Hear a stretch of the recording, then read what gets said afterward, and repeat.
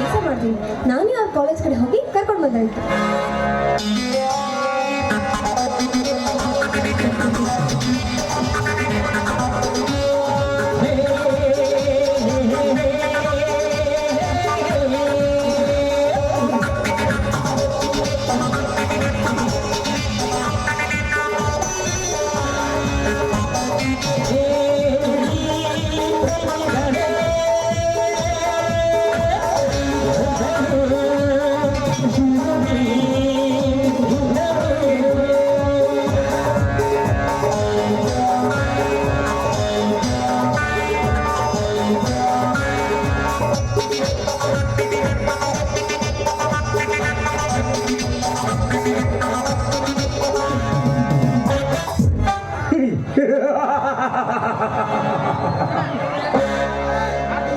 ಏನು ಅಂಬಿಕಾ,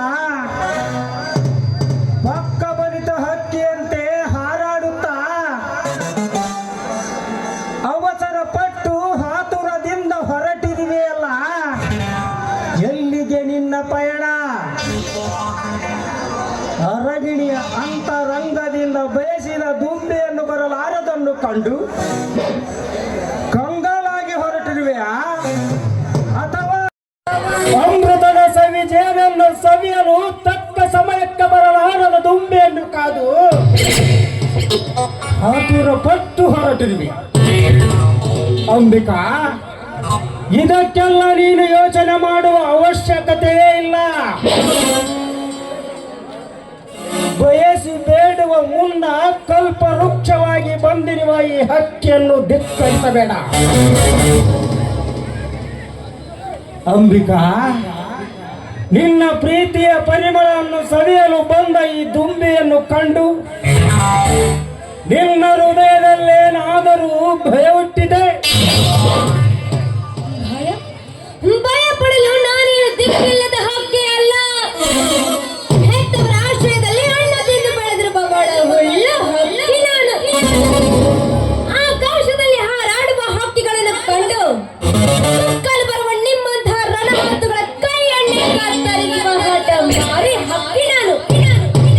ಮಿಸ್ಟರ್ ಮಹಾಂತೇಶ್, ನಾನು ನಿಮ್ಮನ್ನು 3 ವರ್ಷಗಳಿಂದ ನೋಡ್ತಾ ಇದ್ದೀನಿ. ಹೆಜ್ಜೆಗೂ ನಿಮ್ಮ ಆಜ್ಞೆ ಮಾಡಿಕೊಳ್ಳಲು ಆಗ್ರಹ ಪಟ್ಟಿದ್ದೀರ. ಮಾತಿಗೂ ನನ್ನನ್ನು ನಿಮ್ಮ ಮೋಹದ ಬಲೆಗೆ ಹಾಕಿಕೊಳ್ಳಲು ಪ್ರಯತ್ನ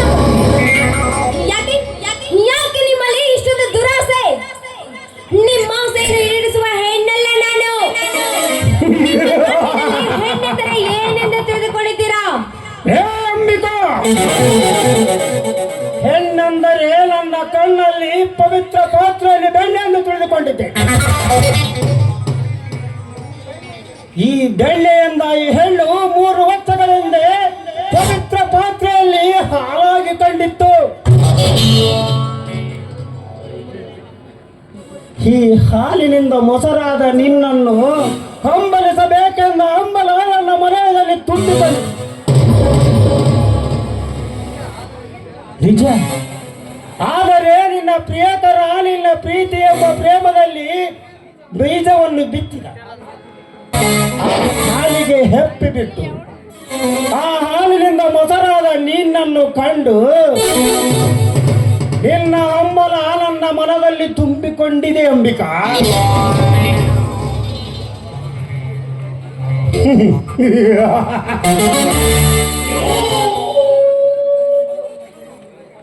ಅಂಬಿಕಾ, ಕಾಲ ಕಳೆದಂತೆ ನಿನ್ನ ಮನಸ್ಸು ಮದುವೆಗೆ ಮುಂದಾಯಿತು. ಅಂಬಿಕಾ, ಮೊಸರಿನಿಂದ ಬೆಣ್ಣೆಯಾಗಿ ನನ್ನ ಮುಂದೆ ನಿಂತಿದೆ. ಇವತ್ತು ನಾನೇನಾದರೂ ಕಳೆದುಕೊಂಡರೆ ಮತ್ತೆ ತುಪ್ಪವಾಗಿ ನೀನು ದೇವರಿಗೆ ಮೀಸಲಾಗುವೆ.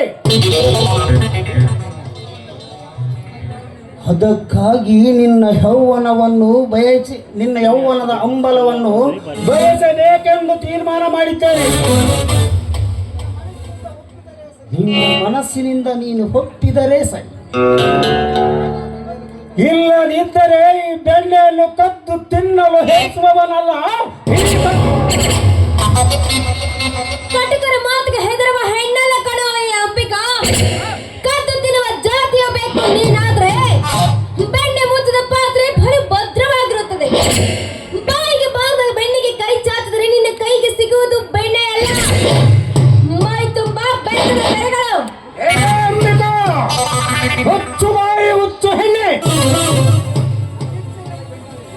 ಅಂಬಿಕಾ, ನನ್ನ ಇಚ್ಛೆಯನ್ನು ನೀನು ತುಚ್ಛೀಕರಿಸಿದ್ದೆ. ಆದರೆ ನಿನ್ನ ಯೌವನದಲ್ಲಿರುವ ನಂದನ ವನಕ್ಕೆ ಬಂದು ನಾನು ಮಂದವಾಗಿ ಕೆಡಿಸಬೇಕಾಗುತ್ತದೆ. ಈ ಮಂಗ ನಿನ್ನ ನಂದನವನಕ್ಕೆ ಬರುವ ಮುನ್ನವೇ ನೀನೇ ಸ್ವಾಗತಿಸಿದರೆ ಸರಿ.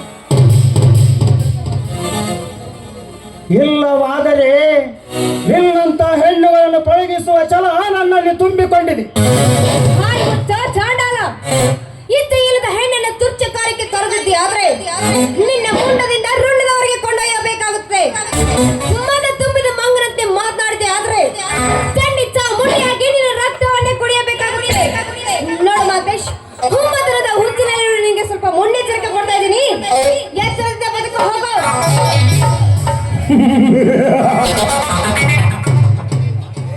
ಏ ಅಂಬಿಕಾ,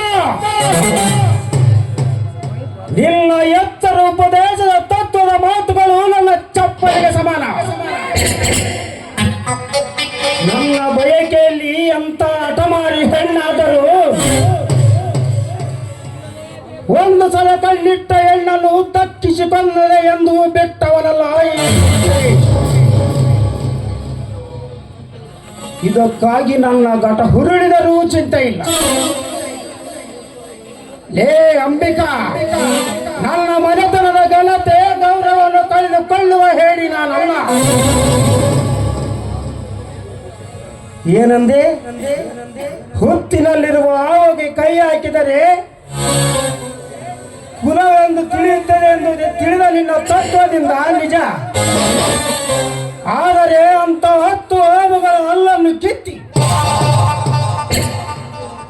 ನನ್ನ ಪುಂಗಿಯ ನಾದದಿಂದ ನೃತ್ಯ ಮಾಡಿಸುವ ಬಲ್ಲ ಮಹಾನಿಪುಣ ನಾನು. ಏ ಅಂಬಿಕಾ, ಅಂತ 10 ಹಾವುಗಳ ವಿಷವನ್ನು ನುಂಗಿ ದಕ್ಕಿಸಿಕೊಳ್ಳುವ ಧೈರ್ಯ ನನ್ನ ಮನೆತನಕ್ಕುಂಟು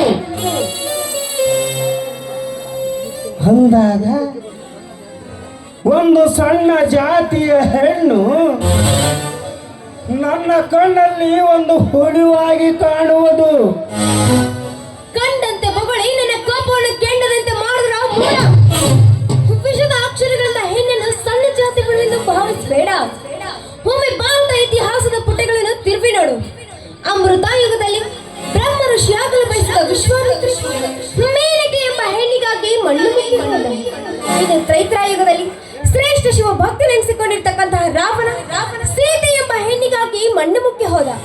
ಈ ಕಲಿಯುಗದಲ್ಲಿ ಎಂತೆಂಥವರು ಹೆಣ್ಣಿಗಾಗಿ ಹಣ, ಆಸ್ತಿ, ಐಶ್ವರ್ಯ, ಸಂಪತ್ತನ್ನು ಕಳೆದುಕೊಂಡು ಹೋಗಿರ್ಬೇಕಾದ್ರೆ ನಿನ್ನಂತಹ ನರಕುಂಡಿಗೆ ಹೇಳುವ ಅವಶ್ಯಕತೆಯೂ ನನಗಿಲ್ಲ. I said first get out. ಏ ಅಂಬಿಕಾ,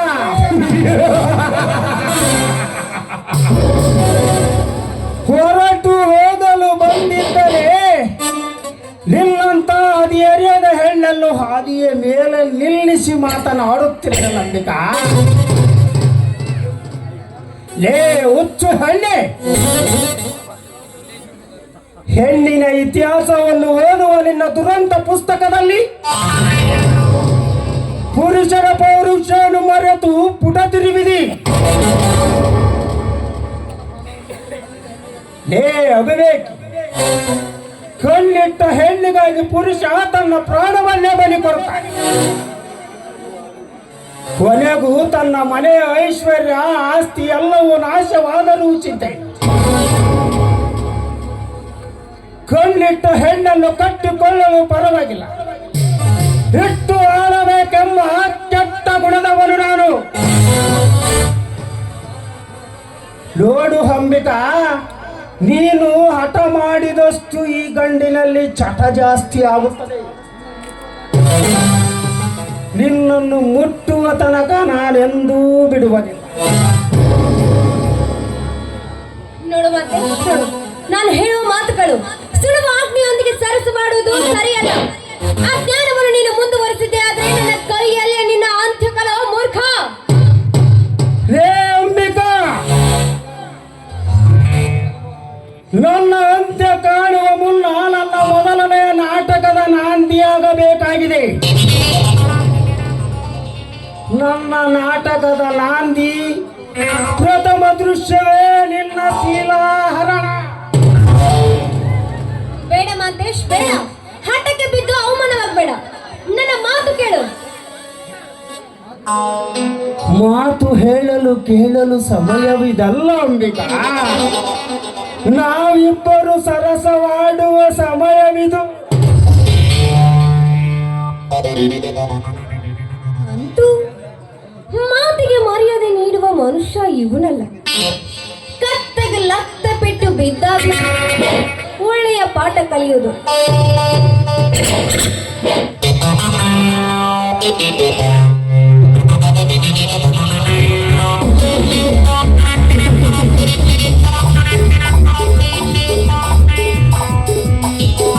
ಹೇ ಅಂಬಿಕಾ, ಹುರಿಯುವ ಕಾಮದ ಕಿಚ್ಚಿನಲ್ಲಿ ನನ್ನ ಕೆನ್ನೆಯನ್ನು ಮುಟ್ಟಿ ಮತ್ತಷ್ಟು ರಚ್ಚಗಪ್ಪಿಸಿದೆ. ನಾನೀಗ ಹೆಡೆ ತುಳಿದ ಘಟಸರ್ಪ. ಈ ಕ್ರೋಧ ಗೆದ್ದ ಘಟಸರ್ಪ ನಿನ್ನ ಯಾವ ಕ್ಷಮಯದಲ್ಲಿ ಕಚ್ಚುವುದೋ ನನಗೆ ಗೊತ್ತಿಲ್ಲ. ಅಂಬಿಕಾ, 10 ಕೊಲೆಗಳನ್ನು ಮಾಡಿ ದಕ್ಕಿಸಿಕೊಳ್ಳುವುದು ನನ್ನ ಮನೆತನಕ್ಕುಂಟು. ಆದರೆ ನಿನ್ನನ್ನು ನಿಂತ ನೆಲದಿಂದಲೇ ನಾನು ಗುಂಡಿಟ್ಟುಕೊಳ್ಳಬಹುದಾಗಿದೆ. ಯಾಕೆ ಗೊತ್ತೇ? ಆದರೆ ಒಂದೇ ಒಂದು ಕಾರಣಕ್ಕಾಗಿ ನನ್ನಿಂದ ದಕ್ಕಿ ಹೋದೆ. ಅಂಬಿಕಾ, ನಿನ್ನಲ್ಲಿ ಸರಸವಾಡಬೇಕೆಂಬುವುದು ನನ್ನ ಮನಸ್ಸಲ್ಲಿ ತುಂಬಿ ತೇಲಾಡುತ್ತಿದೆ. ಆ ಒಂದು ಕಾರಣಕ್ಕಾಗಿ ನೀನು ದಕ್ಕುವುದೇ ಇಲ್ಲಿಂದ. ಮುಂದೆ ಇದೇ ರೀತಿ ನನ್ನನ್ನು ಧಿಕ್ಕರಿಸಿದರೆ ನಿನ್ನ ಬಾಳಿಗೆ ಬೆಂಕಿ ಬೀಳುವುದಂತೂ ಖಂಡಿತ. ಅಂಬಿಕಾ,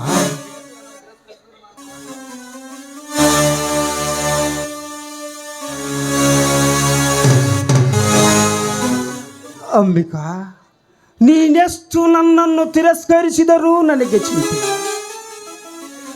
ನಾನು ಎಷ್ಟು ಬೇಡವೆಂದರೂ ನನ್ನ ಮನಸ್ಸು ನಿನ್ನ ಹತ್ತಿರವೇ ಕರಿತಾ ಇದೆಯಲ್ಲ ಅಂಬಿಕಾ. ಸ್ವಪ್ನ ಸುಂದರಿ, ಏನು ನಿನ್ನ ನಯನ ಮನೋಹರವಾದ ಈ ಕಂಗಳು, ಏನಿವಳ ಅಂದ. ನನ್ನ ಕೆನ್ನೆಯನ್ನು ಮುಟ್ಟಿದರೆ ಮಲ್ಲಿಗೆ ಹೂವಿನಿಂದ ತಟ್ಟಿದ ಹಾಗೆ.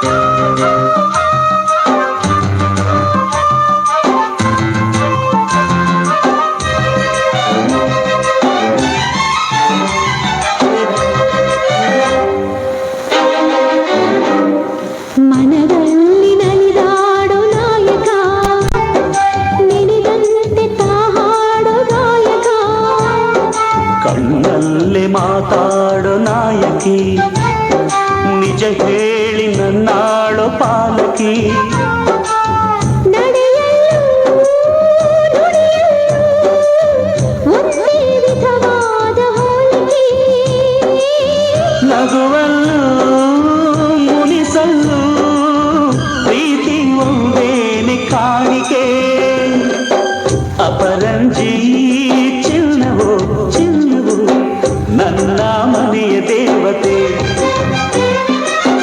ಗುಲಗಂಜಿ ದೋಷವು ದೋಷವು ಇರದ ಬಾಳ ಸ್ನೇಹಿತೆ ಬಾಡೋ ಮಲ್ಲಿಗೆ ಹೂವ್ಯಾಕೆ ಶಿಲೆಯ ಬಾಲಿಕೆ ಅವಳ್ಯಾಕೆ ಹೋಲಿಕೆ ಅಪರಂಜಿ ಚಿನ್ನವೋ ಚಿನ್ನವೋ ನನ್ನ ಮನೆಯ ದೇವರು.